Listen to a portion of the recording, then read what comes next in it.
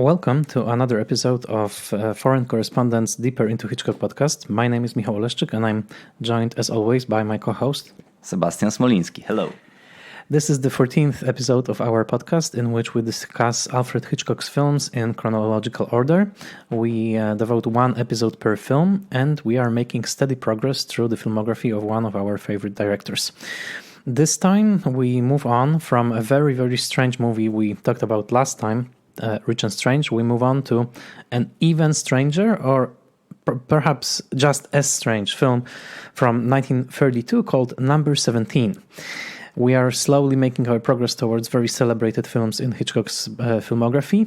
This film is not really celebrated, but I do have a feeling that it is a beloved film for many Hitchcock scholars, despite its many shortcomings. So, Number 17 opened in July 1932. And maybe we can briefly discuss the genesis of the project, where it originated and what was the literary source behind it, where Number 17 really started. It's another literary adaptation, right? Yes, and it's another film that actually originated on stage, the stage production of Number 17 in mid-20s was a pretty popular event. More than 200 performances, I think, were given in London, and then this play by J. Jefferson Farjeon, I think that's the pronunciation. He later novelized this play, and it became one of I think his first novel with the character of Ben, this hobo, this a bit simple-minded character who's a non-working person who just suddenly finds himself in the middle of chaos and different situations. So this is Actually, it's a stage play, but I think nowadays it's much more recognizable as a novel. It's more difficult also to get to the source play. I couldn't do it. I could find the novel easily. It was reissued, by the way, several years ago. So his crime stories are pretty recognizable, and so that was the origin of this project. Let's just say that for Hitchcock, it was probably, as many people say, it was the most difficult point in his career because he was more and more fed up with working at British International Pictures. He was looking for some alternatives. He couldn't really speak on the same level with his producer, so a lot of tension was there, and Hitchcock wanted to do another project instead of Number 17 as far as the story goes, but his boss, I think Mycroft, decided that, because Hitchcock wants to do the other one, then he will give him Number 17 if he doesn't want to do this one. So it's kind of like this, in order to make Hitchcock feel uneasy. That's one of the stories behind it. The other story is that maybe Hitchcock deliberately said that he's not interested because then he knew that he will get it. Whatever the truth, Hitchcock decided to do Number 17. I mean, accepted this offer to make a film of it, and at the moment of the premiere, as probably we'll say more broadly about it, he considered it a disaster, and in Hitchcock Truffaut interview, he considered it as a disaster. And just a few words about the plot. Actually, it's one of these movies that is difficult to describe what's happening, really. But the idea is that at one moment in the evening in London, somewhere in London, two people enter the building Number 17, and they find that there is a corpse lying on a floor. Probably this person is a corpse, but then we find out that he's actually alive. And then we meet Ben, we meet some other character, and I think we are as confused as protagonists are, because then suddenly this plot develops into some kind of crime story about looking for diamonds, for a diamond necklace. So that's the basic story, culminating in a very spectacular train and bus chase. And that's the whole movie. One of the shortest Hitchcock made, 65 minutes. Yes, it's probably the shortest next to early films that he made, the silent films. This is exactly the background. The play by J. Jefferson Farjan was, as you said, novelized. And this is the source. And yes, there's this feeling that apparently we don't know if it was a project that Hitchcock wanted to work on or really didn't want to work on. Some accounts say that he subverted the serious crime novel or serious crime play and made it into a parody of a crime thriller. Other sources, like Charles Barr's book, say that exactly the opposite is true, that the humor was there to start with, that actually this play was already kind of a spoof of crime thrillers. So it wasn't like he was subverting anything. He was simply finding the what was already there and being actually faithful to the source and not unfaithful to the source. I only managed to read like 20 pages of the novel. I didn't read the whole thing. It is the first book in a series of Ben the Tramp, who actually has the distinction of being an ex-member of the merchant service. So he's actually takes pride that he was a part of the merchant service in the UK. So he is this Trump, but Trump with a sense of pride in his previous achievements. And the novel is really funny. I mean, I didn't read the whole thing, but it's very clear that the character of Ben is a comical character. And the way he speaks is pure Cockney. So, and this is also why it's quite difficult to read the novel, because the Cockney is very, very thickly laid on, and it's also the case with the movie. Some of the characters, because there are clear class distinctions between the characters, the lower class characters speak in a very, very heavy Cockney dialect that was very close to Hitchcock's heart. So here is Hitchcock adapting actually a popular material. I would say, if I understand it correctly, that if it was like a spoof of a thriller, then in our world it would be something like, Knives Out by Rian Johnson. So it's something along those lines. So there is a mystery, but it's also heavily, like in giant quotation marks. And it's quite clear because the plot doesn't make sense, and there is very clear sense, and this is why I like this film, especially of the fun that Hitchcock is having by introducing characters to this titular establishment. People just seem to appear out of nowhere in the house by the number of 17. So it's the first 20 minutes is just Hitchcock making jokes about, okay, so what's the way that we can introduce those characters? One character actually like falls from the ceiling, and it's I think the movie is a joke in a way. Yes, it's a joke, and I think we can agree that if the source novel, of which I also read only several pages, is funny in itself, then Hitchcock kind of pushed it to the extreme. So he probably, as Charles Barr says, he didn't subvert the whole thing, but just maybe exaggerated it. And your reference to Knives Out is great. I was also thinking about this movie when I was rewatching number 17, and also I was thinking about the movie Clue from 1980s, as it was also a film that was like a, mechanical structure, something really all about the mechanics of a thriller, or mechanics of the plot, with protagonists who are also very superficial. That's one of the flaws that critics find in this movie. Of course, it's not about that, I would say. But so in this way, this movie feels really contemporary in a way that it wants to make fun of the genre. So I was thinking that maybe it's this Hitchcock ahead of his time, doing this. Let's say it's also a cliche, but this postmodern trick of just showing us the whole thing inside out. But at the same time, I think we should remember that 1930s was the only decade that was really so full of play with a genre. The most classical forms originated in 1930s, the most classical forms of genres, but also at the same time we could find in the same moment that this, that Western was crystallizing, that horror genre was crystallizing, we already had these spoofs there. Like the movie that Charles Barr mentions, The Old Dark House by James Whale, but also small film but by Todd Browning, one of his lesser known ones, Mark of the Vampire, which is from 1935.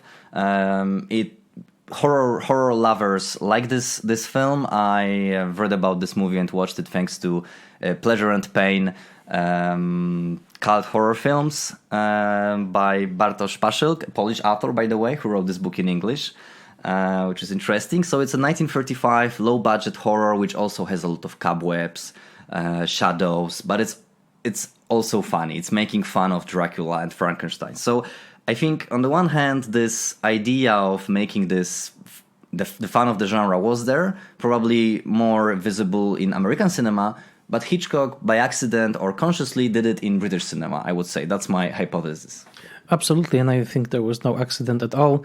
Another film mentioned in one of the sources is The Cat and the Canary from 1927, the Paul Lenny film. There was this humor, and we often underappreciate how savvy and how intelligent the audiences were in 1920s. They were very open to spoofs, and even if you look in the cartoons of the time, people were highly aware that the entertainment that they were watching was highly conventionalized, and they were eager also to see those conventions smashed in a comedic way. So I think we absolutely agree that this is a conscious spoof. It's not an accident that this film is funny. I think also the briefness of it, how short it is, kind of is a giveaway that it's a joke. It's not really a full-fledged story that we are supposed to care about. So yeah, it is a joke, and I would say that it remains a quite funny joke. I mean, the film has this sense of fun, has this sense of Hitchcock playing around with his camera, playing around with camera movements, creating characters that are, as much of cliches as they are simply, stereotypes taken from vaudeville and theater. The lady with the necklace, the comic low life, this sort of working class character, and etc. So yeah, I would say that absolutely this film is a conscious spoof. Also, I was fascinated, but I don't really know more about Mr. Leon M. Lyon, who is both the producer and the main star of the film. He also was in the stage production, but apparently he is quite a important character. He plays Ben the Tramp, and he made a name for himself as Ben on the stage. So here Hitchcock practically repeats the casting of the main character also in the film. And one of the interesting insights that are in Patrick McGilligan's biography, which also guides us in our journey. And it's interesting to think that Hitchcock was, according to Gilligan, already dreaming of America in 1932.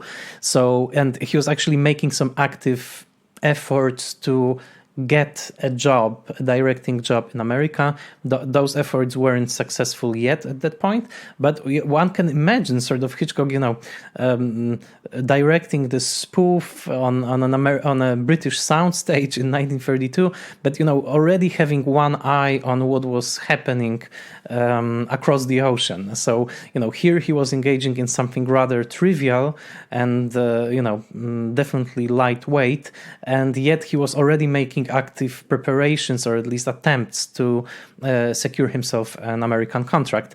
So one can imagine this character of Hitchcock, like making something that is not very prestigious. It may be fun, but probably he had already bigger things in mind. Yes, definitely. So also some people see this film, some commentators, as this showing his interest in so-called lower genres. Of course, as we know, Hitchcock was finally all about these lower genres and making his own art of them. So that's very interesting. And Patrick Aykroyd also mentions this dreaming about America. He kind of puts it, as I mentioned, kind of pompously, as he was already dreaming of America, which is maybe saying a bit too much, but that's right. And probably the main thing that prevented Hitchcock from leaving UK at this time was Great Depression, which finally started to have its effect on American studios in 1932. Something around this year. So that's when Universal chief decided that they just cannot afford bringing expensive directors right now. So this also says that Hitchcock was pricing himself high because he wanted a big paycheck for his work. They decided that it was simply too much what he demanded through his agents. So Carl Laemmle said, no, this is actually too much. So Hitchcock was already pricing himself quite highly, and I can only imagine that he was watching films made by European expats at that time, like Joseph von Sternberg and others, and probably already planning what he will do when he will finally get there. But as we know, it will be several years before he gets there. But it is interesting that McGilligan actually quotes the numbers, and Hitchcock wanted more money that they were ready to pay at that time. So they apparently they valued him a little less than he valued himself. But that would of course change quite soon, especially after the successes of films that we will mention in subsequent episodes.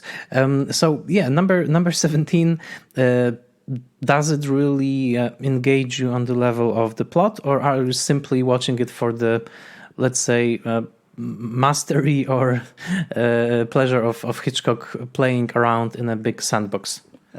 I think it engages me on the level of style, which is probably not, something, let's say, less than plot in this case. But also, I'm not just looking at it as some kind of curiosity, because I think more or less the movie holds up, contrary to what many people are saying. Maybe it doesn't make sense, but it makes sense as some kind of stylistic achievement, let's say. I was really astonished by the opening, and by the way, the opening mirrors the ending, but in the opposite way, because at the very beginning we have this long tracking shot. It's all very atmospheric. The music is already kind of sounding like a spoof of a horror music. So we have this tracking shot, we hear the wind. Also, I think the sound editing in this movie is really good, and it really makes us even more engaged in this, for example, this final train and bus chase. It's all really sensuous in a way. And I think the first 10 minutes when Hitchcock establishes everything, I think up to now it's the 14th movie we're discussing, and the 15th he made.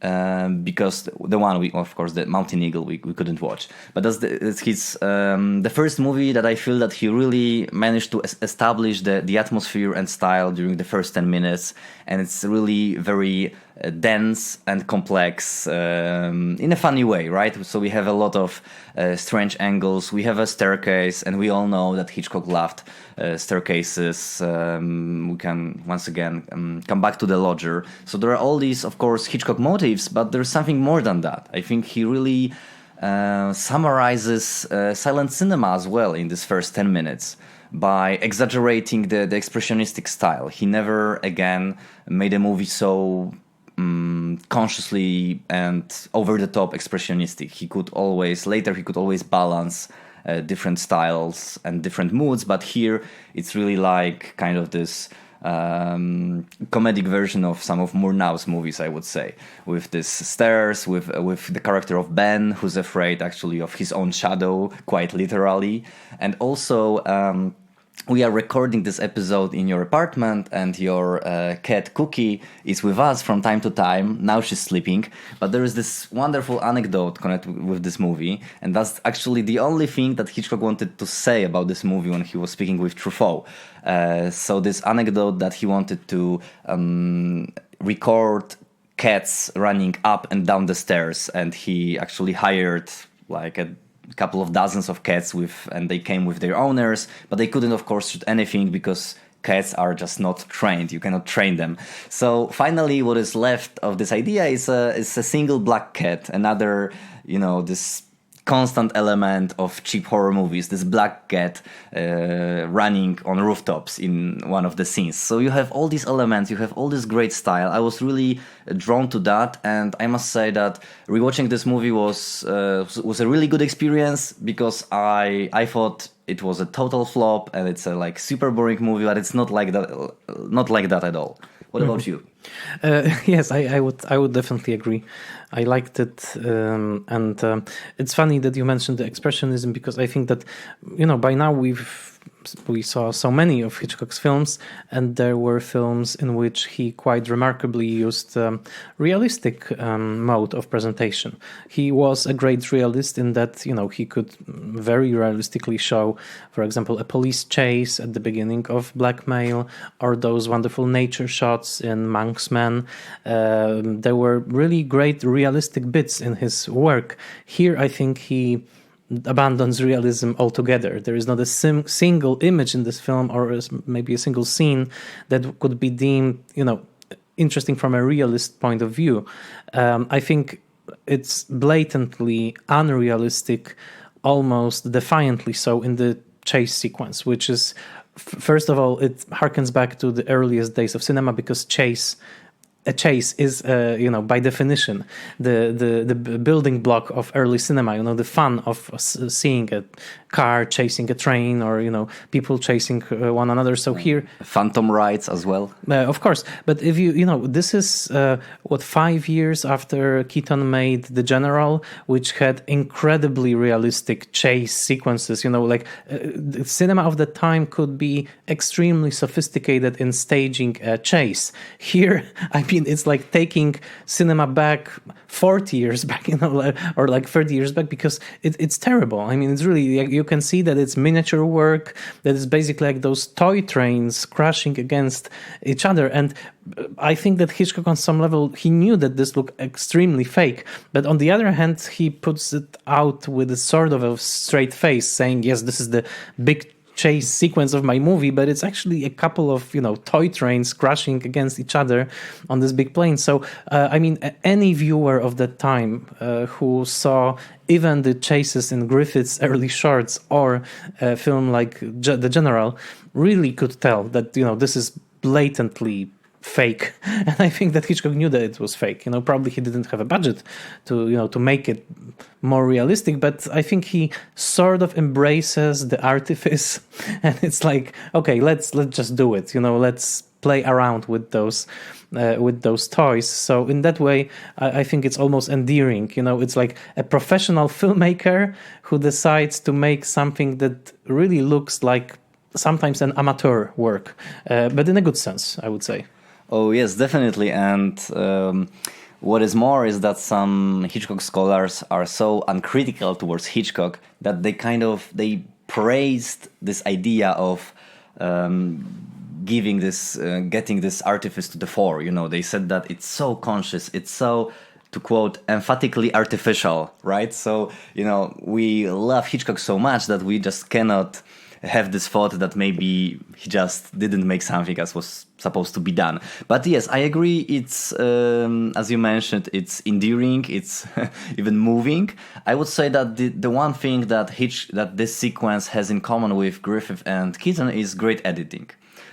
Or at least very good editing. I rewatched it twice, and I enjoyed the way Hitchcock did something out of nothing, because even these close-ups of people changing the train compartments, it's done just with a sound of wind, just with some fog, and with this fake motion, right? But it's edited in a way which really convinces me. Also, what is also endearing for me is this fast motion, which is employed quite often. Also, like this device from old cinema. But yeah, you agree that he wanted to. I agree that he wanted to do something spectacular with pretty modest means. So maybe it's another thing that is funny nowadays. Maybe not thrilling exactly, but funny. Mm-hmm, mm-hmm. Yeah, and the last thing I want to add is that if you look at Hitchcock's filmography at that time, even on the films that we already discussed, within a year he makes The Skin Game, Rich and Strange, number 17, The Skin Game, which is, the sort of an equivalent of a prestigious picture, like, I don't know, Howard's End or something like that. And Rich and Strange and number 17, which are back-to-back probably the craziest projects in Hitchcock's filmography. There will be elements of insanity in some of his projects, like Jamaica Inn, but it would fail. But, these two movies made one after the other show that, he's either lost or enjoying himself tremendously, maybe both. And, even the next project, which will actually, he will switch producers, he will make Waltzes from Vienna, we will discuss next time. But these two, Rich and Strange and number 17, are probably the freest movies that he ever made in terms of, just the pure fun of putting together a story that doesn't even hold up very well. And I would say that this kind of particular glee that can be detected in storytelling, it really won't join him ever again until maybe, I don't know, a Family Plot, because or North by Northwest in a way. Yeah, but there it's more constructed, like it makes more sense in a way. Family Plot doesn't really make sense. So what will, and there's the jewel, like the magic tricks and a fortune teller, those really very tacky elements. But and of course North by Northwest is a great example as well, because we still haven't mentioned a single word that Charles Barr even feels too superior to explain, which is MacGuffin, right? That here we are introduced properly to the idea of the MacGuffin, and I don't think also that we need to explain it much, but it's basically the object that doesn't really bear any meaning by itself, but it is an enabler of the plot. Here the MacGuffin is, of course, the diamond necklace. So he's playing around with the MacGuffin in this film. Yes, so that's very important, and I think we owe it to the viewers to also maybe comment upon the status of this movie among Hitchcock acolytes. I think what we agreed upon until now is that this movie is a bit crazy and stylistically flamboyant, and this is very cool, and that's why we like it. But there are also other reasons. French critics like Chabrol and Romer, but many others, see this movie as this, 50% of a formula of a Hitchcock movie. So 50% meaning that we have car chases, we have exciting plot, MacGuffin, we have a couple, which two men and a woman who meet for the first time. As somebody mentions, it's one of the first movies in which they actually meet for the first time, that we meet each hero separately and they kind of meet each other, and that will be the basis of many Hitchcock movies. So we have all these elements of a Hitchcock movie. The other 50%, they point to a movie Murder, which we discussed and which has this theme of guilt very elaborately described. So that's 50% plus 50%, it makes a whole genuine Hitchcock film. So that's why number 17 has this really unique status of this really, the grandfather of Hitchcock, even later 1930s thrillers, right? It's one of the 4 movies up to now, along with Lodger, Blackmail, and Murder, that has this crime thriller element. So this is something pretty unique. But I was thinking, and I don't know if you will agree, but I was thinking about the reason why Hitchcock didn't like this movie so much. Of course, Hitchcock was pretty lenient with, showing his approval or disapproval of his own movies, and probably in his mind, the fact that it was a flop was the reason why this movie should be forgotten, probably in his opinion of a man who always emphasized how much, film is a business, making movies is about, returning profits and stuff like that. It was very important to him, so probably that's one of the reasons. But I think, in my opinion, this movie is so self-reflexive that that's one of these films that Hitchcock really forgets about guiding the audience. And I think that may be the reason, and I think nobody, so far as I could read, nobody described it, that it really makes some points that are difficult to find in other Hitchcock movies. For example, most Hitchcock films, I think, rely on this fair distribution of knowledge, that we know a bit more than the character or the characters, that we are better informed, that we can follow this plot as if conversing with Hitchcock, not with his characters. So, we know a bit more, right? The basis of suspense and stuff. And here it doesn't happen like that. We are as confused, as I mentioned, as characters. So I think probably that's one of the reasons that maybe Hitchcock realized that this narrative strategy doesn't work for viewers, that he cannot make this, joyful exercises in style which keep his audience in the dark. I think that was one of the reasons that later he became really a master of this distribution of knowledge and of making us identify with one character or the other. Here we don't have a principal character, right, which is also the basis of both classical cinema and Hitchcock model of cinema. Here our attention switches from one character to the other. We can say that the character who finally appears to be a detective may be a main character, but he really doesn't have any personality at all. So it's such an exercise in making this narrative races that we are a bit lost. And I think that may be a reason why Hitchcock, the master storyteller, was disappointed with himself. Yeah, I think the main problem with the film is that we will never know if the form of the film is the result of Hitchcock's neglect or Hitchcock's mastery at this point. We cannot really know if this, accidentally modernist quality that this film has, because actually one of the authors compares it to Luigi Pirandello's Six Characters in Search of the Author, which is a perfect comparison because it is a deeply modernist play about the weakness of the author in confrontation with his own work, because there is no control over the characters, and we will never know. I think it's probably neither neglect nor mastery at this point. I think it's just an accidentally modernist film in which the good fun that he was having on the set, probably his absent-mindedness because he was already maybe thinking of other places, and maybe also a bit of pettiness towards his boss, because apparently he really hated his boss at British International Picture, and we know that he was a practical joker. So I think that part of him was making a big practical joke on on what were the expectations of his boss. Part of him probably wanted to show this film and to see the face of the guys at British International Pictures, and well, as a practical joke, it worked. He ended the contract. So yeah, I wouldn't ascribe to this film like a deep conscious level of subverting narrative structures, but I will definitely defend it as a sort of intuitively modernist work, because Hitchcock is an intuitive modernist. He was definitely shaped by 19th century and by popular art. He wasn't much of a reader of theory, but he had an instinct for definitely detecting what's very current in culture.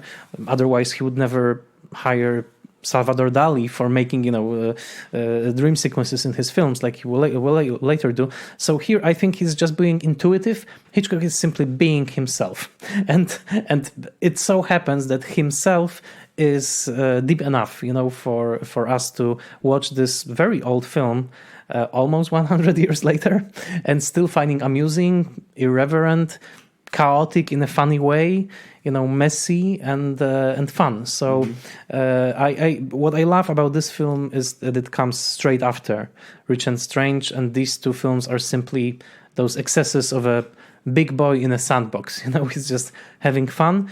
And if you compare it to later work like Rebecca, I mean, it's blatantly chaotic. Like Hitchcock will become, as you said, this master of a crafted plot. Here, it's not a crafted plot. Yeah, there's nothing crafted, about this film. Yeah, so I think this is everything that I have to say about it. Do you have any closing remarks? Only last one connected with what you just said. It's our 14th episode, but what is striking is that we only covered 7 years of Hitchcock's career. So just look, and I'm talking to you and our listeners, just look how much has happened within these first 7 years because of the pace of the production at the time, and how many different things Hitchcock tried, experimented with, only several years. It's not like we've just covered 2 decades. So many strange movies, some accidental choices. So a lot of fun and a lot of excitement for these people who discover his movies now. Absolutely. We are recording this in 2020. So just imagine, like, if Hitchcock started making movies in 2013, it's just in this very short period, as you said, but are absolutely brilliant and very innovative, very diverse. And we will see what comes next. Well, next there will be a period piece, Waltzes from Vienna, but we'll focus on it next time. Thank you for listening. Please follow us on Facebook. Our fan page is Foreign Correspondents Deeper into Hitchcock. Please like us, please share us. And we are always eager to hear from you. What do you think about the podcast? What do you think about the movies that we are discussing? And we will definitely be joining you next time on the 15th episode of Foreign Correspondents Deeper into Hitchcock.